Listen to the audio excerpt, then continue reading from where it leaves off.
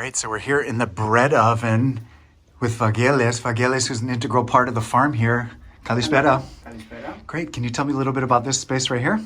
Yes, this is a traditional Greek wood oven, a place that it's built with rocks, the main material that people of Mykonos could find to build everything.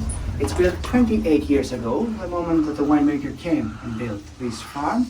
And the white color, as everywhere on the island, at first it was lime, a natural disinfectant that people of the island used to keep their places clean. As you can see, this building is facing the south. This means that for the local architecture it was really important always to have the northern part covered, maybe with a small hole for ventilation. The oven, or the fireplace, if we're talking about the house in Mykonos, is always located on the northern part, the cold part. That's where most of the winds are coming from. Other materials that people were using to build their houses in Mykonos were mud and clay, some sand and native bamboo for the roofs, for insulation, and then a little bit of wood. Wood was something really precious for the Myconians, mainly because it was a thing that they could not find on the island. No vegetation, no forests, no trees. This means that people were collecting most of these logs from the coasts of the island. So we're talking about driftwood that came to the island after shipwrecks that happened around the Aegean Sea.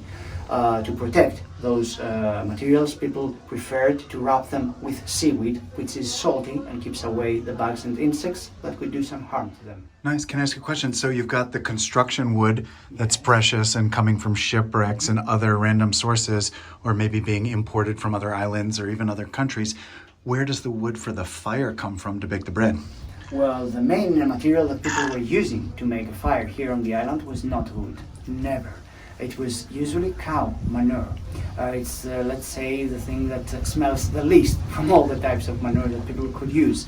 And specifically for this oven, people could make a big fire in there, then clean it perfectly, because you want a clean place to cook your food, and bake and cook everything only with the heat coming from those bricks, which were capturing all this heat, the fire.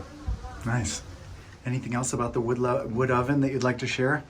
Well, it's a place now that we have stored many of the things that the winemaker found when he came on this vineyard, on this farm. It was an abandoned place, so previous owners had left some of those things. So teapots, smokers for the beehives, some scales, and then a great place now for the cats. We have and host on this farm.